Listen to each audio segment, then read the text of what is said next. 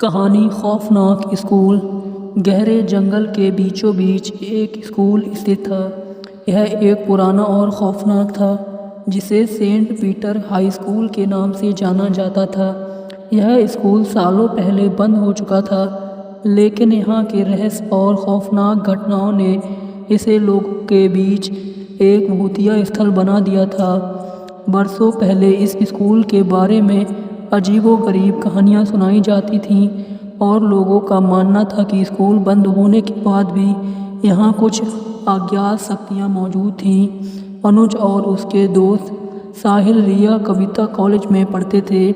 वे चारों हमेशा नई नई जगहों पर घूमने और रोमांचक चीज़ों का अनुभव करने में विश्वास रखते थे। एक दिन कॉलेज के दोस्तों के बीचों में सेंट पीटर हाई स्कूल के बारे में बात चल रही थी। यह सुनकर अनुज और उसके दोस्तों के मन में उस स्कूल की जांच करने का विचार आया। उन्होंने फैसला किया कि वे वहां जाकर पता लगाएंगे कि वास्तव में वहां कुछ ऐसा है या सिर्फ लोगों की कल्पना है।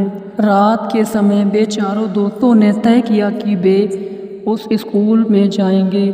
सभी दोस्त अपने अपने परिवारों से झूठ बोलकर कहा कि वे कॉलेज के किसी प्रोजेक्ट के लिए बाहर जा रहे हैं। अनुज ने अपनी गाड़ी ली और चारों दोस्त उस पर स्कूल की ओर सवार होकर चल दिए। जब वे स्कूल के पास पहुंचे तो चारों तरफ महसूस किया कि वह जगह वाकई बहुत अजीब थी। वह एक सुनसान इलाका था जो जंगल के बीच था। स्कूल के चारों ओर फैला हुआ जंगल और स्कूल की अब पुरानी इमारत टूटी फूटी चुकी थी। चारों दोस्त थोड़ा घबराए हुए थे, लेकिन वे पीछे हटने के बजाय आगे बढ़ने लगे। स्कूल के मुख्य द्वार पर पहुंचकर उन्होंने दरवाज़ा बंद मिला, लेकिन एक टूटी खिड़की के जरिए वे अंदर आने में सफल हो गए। अंदर पहुंचने पर चारों ने देखा कि स्कूल की दीवारों पर पुराने पोस्टर चित्र लगे थे। चारों ओर अपनी टॉर्च जलाकर स्कूल का निरीक्षण करना शुरू किया। अनुज ने कहा, यहाँ कुछ भी खास नहीं है, यह सिर्फ एक पुरानी इमारत है। लेकिन तभी साहिल को एक कमरे से अजीब सी आवाज़ें सुनाई देने लगीं। वह कमरे के अंदर गया और देखा कि वहाँ कुछ अजीब से निशान बने थे। साहिल ने बाकी दोस्तों को बुलाया और उन्हें वह निशान दिखाया।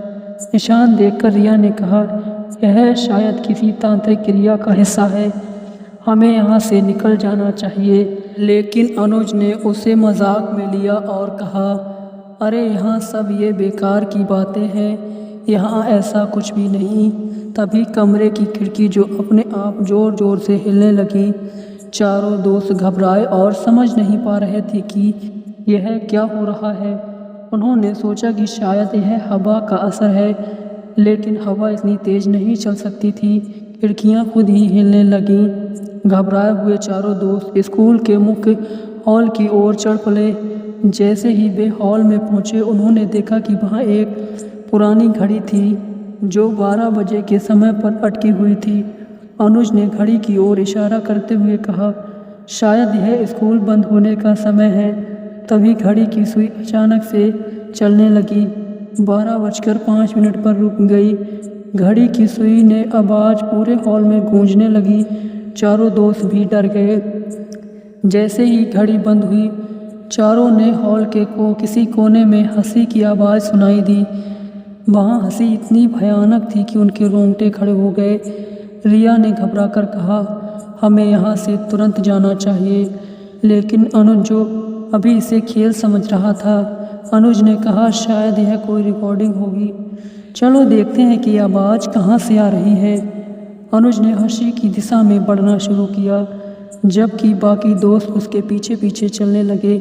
जैसे ही वे हॉल के कोने में पहुंचे, उन्होंने देखा कि वहां एक पुराना पियानो रखा हुआ था। पियानो बजाने के बाद एक टूटी फूटी कुर्सी पड़ी थी। उसके पास एक पुरानी तस्वीर थी जिसमें एक महिला 2 बच्चों की धुंधली आकृति में नजर आ रही थी। अचानक पियानो से वही हंसी की आवाज़ सुनाई देने लगी। इस बार अनुज भी डर गया। उसने कहा, यह सब ठीक नहीं है, हमें यहाँ से तुरंत चलना चाहिए। लेकिन जैसे ही उन्होंने हॉल से बाहर निकलने की कोशिश की। दरवाजे अपने आप ही बंद हो गए। चारों दोस्त अंदर फंस गए। चारों दोस्त समझ गए कि यहाँ कुछ अजीब हो रहा है। उन्होंने दरवाजे को ज़ोर से धक्का देने की कोशिश की, लेकिन वह बिल्कुल भी नहीं हिला। साहिल ने कहा, हमें यहाँ से बाहर निकलने का कोई रास्ता ढूंढना होगा। तभी उन्हें हॉल में दूसरी तरफ एक छोटा सा दरवाज़ा दिखाई दिया। वे तुरंत उस दरवाजे की ओर दौड़े। जैसे ही दरवाज़ा खोला, उनके सामने एक गहरा अंधेरा रास्ता दिखाई दिया। डरते हुए चारों दोस्त उस रास्ते पर चलने लगे। रास्ते में उन्हें अजीब अजीब सी और धुंधली आकृतियाँ दिखाई देने लगी। रिया ने कहा, यह सब हमारे साथ क्या हो रहा है?